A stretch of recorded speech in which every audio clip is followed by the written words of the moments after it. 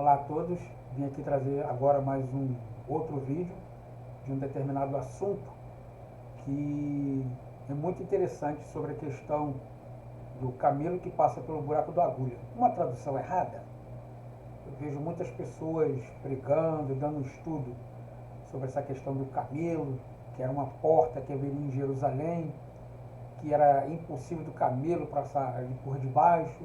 Mas será que era realmente um camelo que está no grego ali? Será que realmente existia essa porta do camelo para passar debaixo desse espaço que diriam que era o buraco de uma agulha? Então vamos ver o que os textos originais, ou seja, as cópias, os autógrafos, dizem sobre essa questão. Todos conhecemos bem a frase de Jesus narrada por Mateus capítulo 19, verso 24, que diz: é mais fácil o camelo entrar pelo buraco da agulha do que um rico entrar no reino de Deus. Considerando as dimensões do camelo e a do buraco da agulha, é óbvio que parece uma expressão irreal. É verdade que se trata de uma figura de linguagem que sublinha um elemento difícil de acontecer, uma coisa exagerada. Mas mesmo assim deveria ter algum apoio de realidade. Muitas explicações foram dadas, e a mais comum é que Jesus se referia a uma porta ou beco em Jerusalém chamado buraco de agulha, como a gente acabou de falar isso aí. Buraco da agulha. Mas não existe nenhum fundamento para tal interpretação. Há alguns estudiosos que propõem, ao invés, uma solução interessante. Sabemos de várias hipóteses que pensam que as fontes dos evangelhos, num primeiro momento, antes de ganhar a redação definitiva, era em aramaico, ou seja, todo o texto, toda aquela população da época falava uma língua que era a língua aramaica, que era a língua falada por Jesus. Os evangelhos, ao invés disso, chegaram até nós em grego, que foram cópias feitas por pessoas da comunidade judaica que falavam o grego. Alguns dizem que a passagem do aramaico das fontes para o grego dos atuais evangelhos provocou alguns erros de tradução, e uma dessas seria a palavra camelo. Então vejamos aqui, em hebraico existem duas palavras muito parecidas, com significados diferentes, que é gamia, gamia quer dizer camelo, e gamai, corda da rede de pescadores. Você veja que é uma diferença muito pequena aqui, gamai, gamia, A diferença é só a transposição do A para o I. Gami e outro tá gamá. Gamia e outro tá gamai.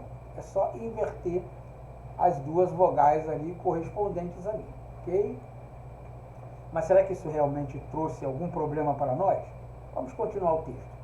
A interpretação dos críticos é que quem escreveu o grego no texto definitivo do Evangelho leu errado a palavra aramaica, isto é, leu gamai ao invés de gamia.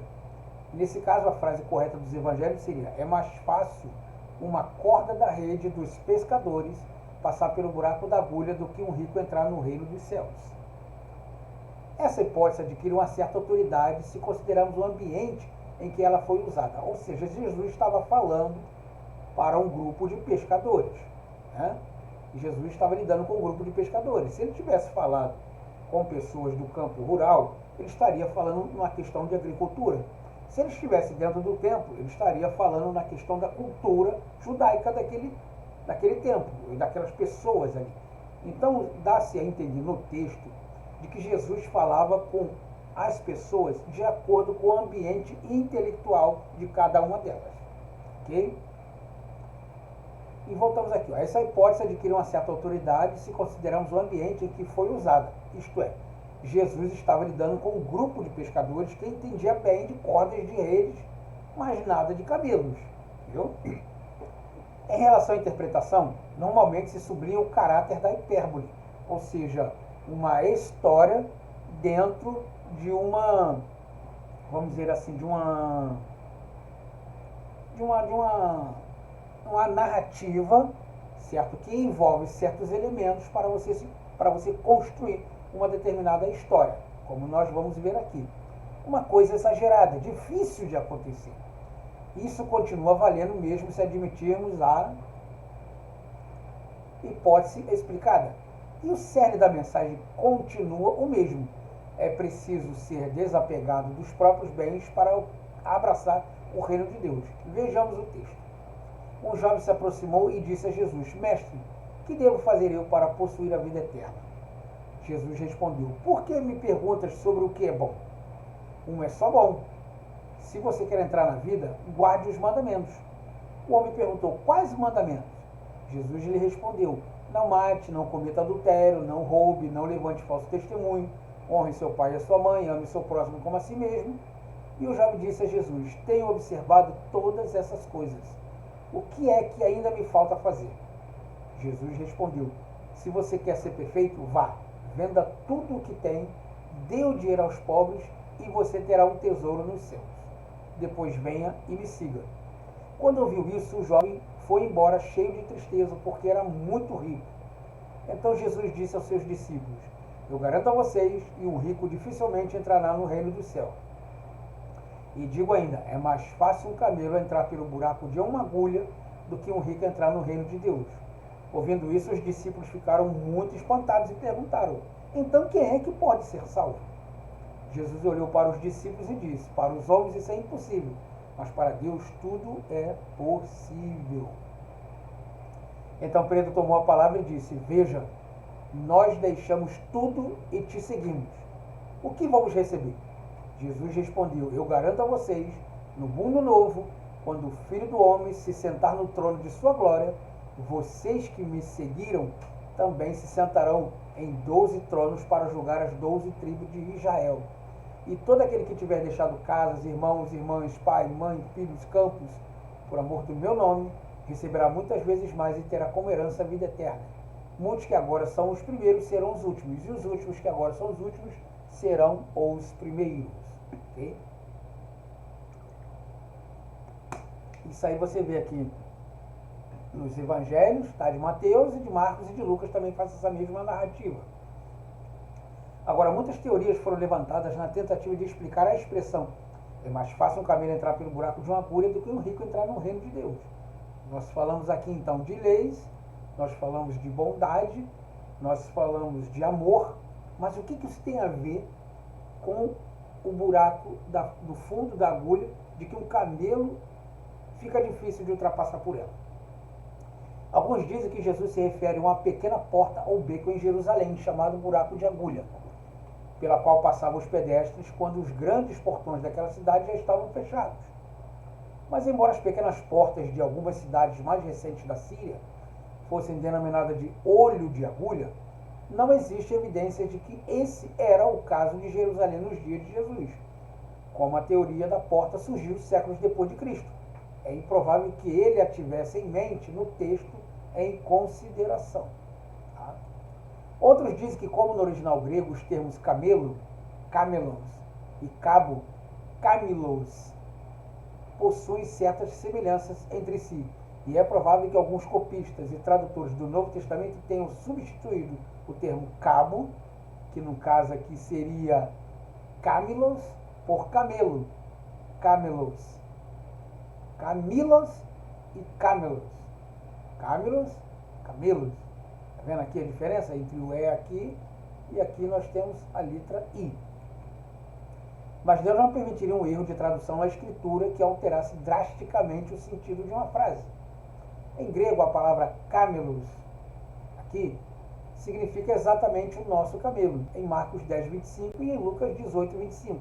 A palavra usada é camelon, claramente para se referir-se a um animal.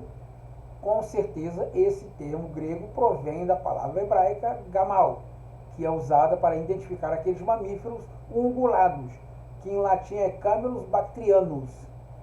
Ademais, Marcos capítulo 1, verso 6, diz que João Batista vestia uma roupa feita de pelos de camelo. E lá o termo grego é camelos, também.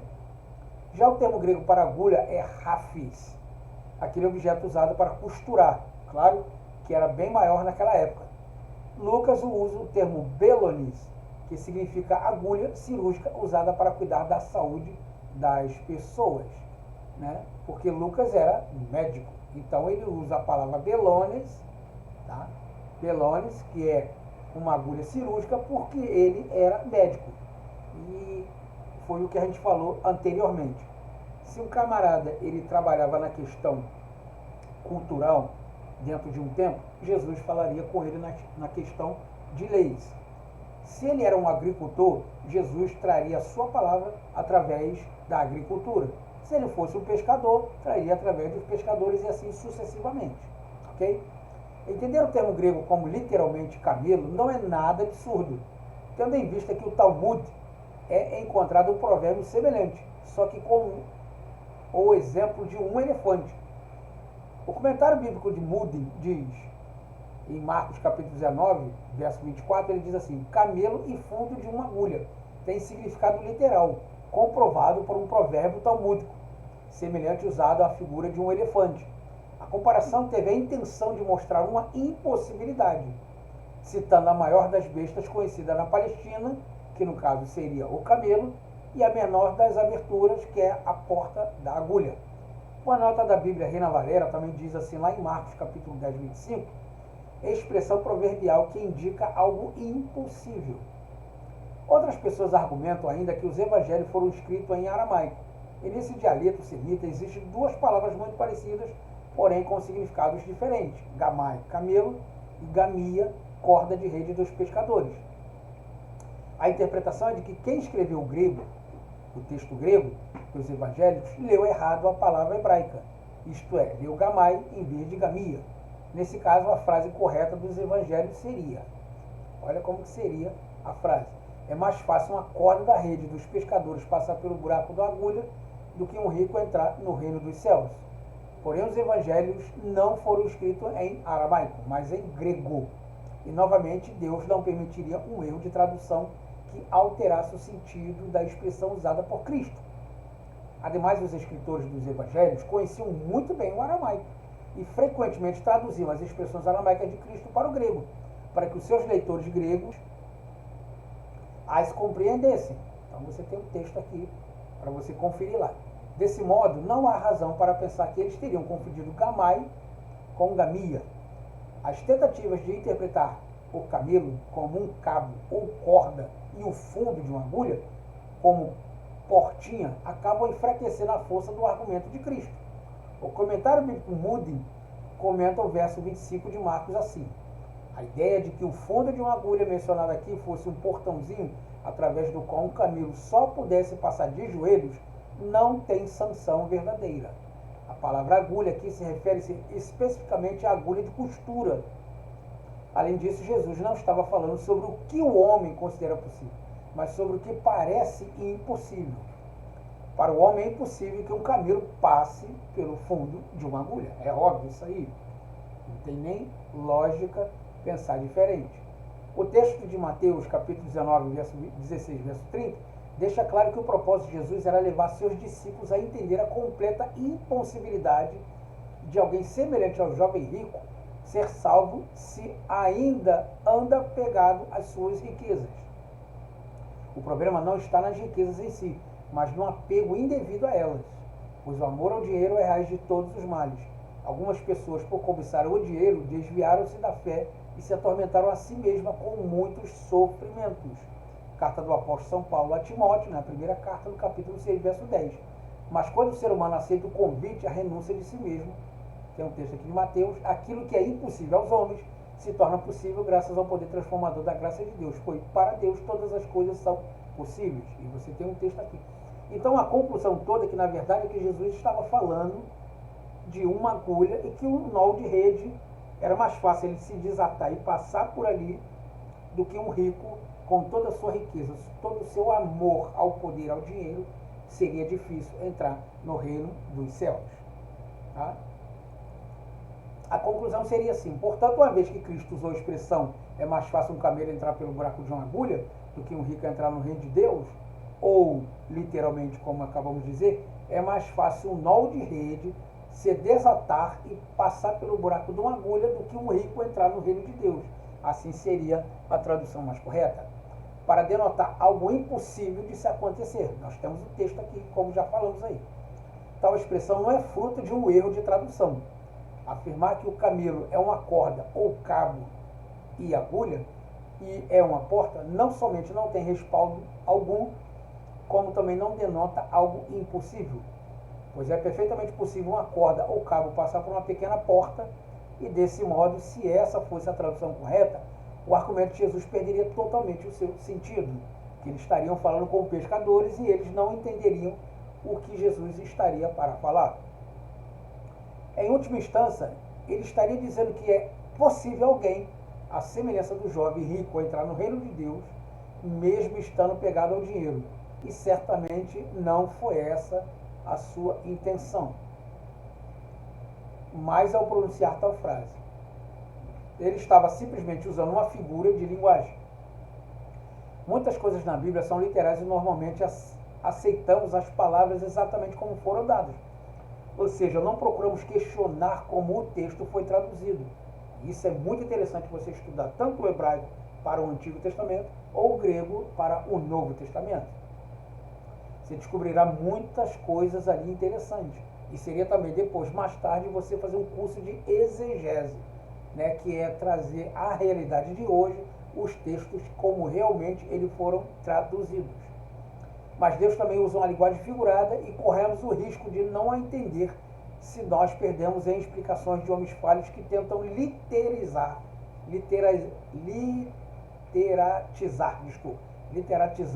algumas expressões não literais. Como, por exemplo, imagine assim, se eu falasse para vocês que eu farei uma festa na minha casa e eu reunirei todo mundo dentro da minha casa.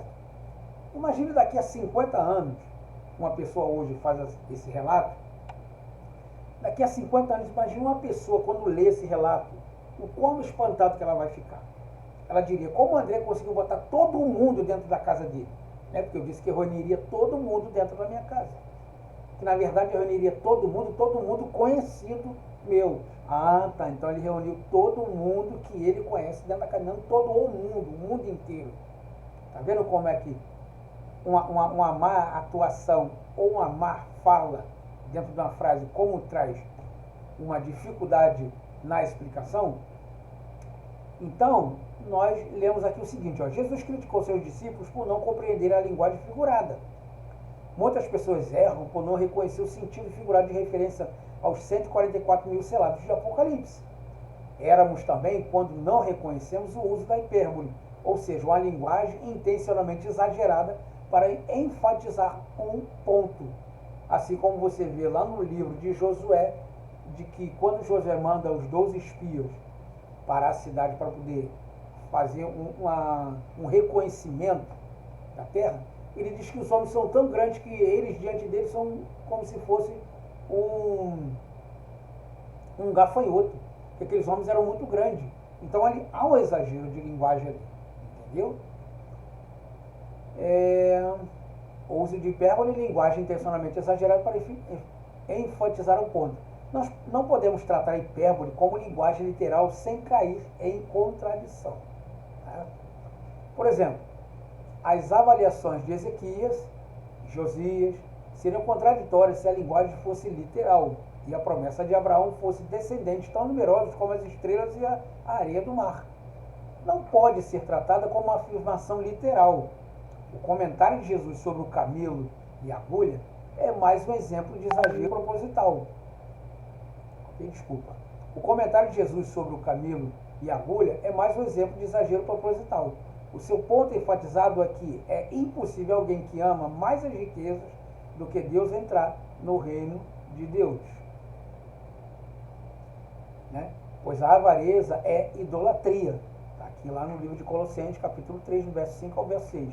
Ninguém pode servir a dois senhores, porque ou odiará a um e amará o outro, ou será fiel a um e desprezará o outro. Vocês não podem servir a Deus e às riquezas. Ok? Aqui logo abaixo está a minha qualificação teológica. Ok? E espero que vocês tenham gostado do vídeo aí. Qualquer dúvida, vocês entrem em contato comigo. Ok?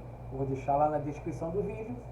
Qualquer dúvida, qualquer bate-papo ou alguma coisa relacionada a hebraico ou grego, podem me consultar que eu estarei à disposição de todos, ok? É só isso então, quero agradecer a todos e tchau, tchau.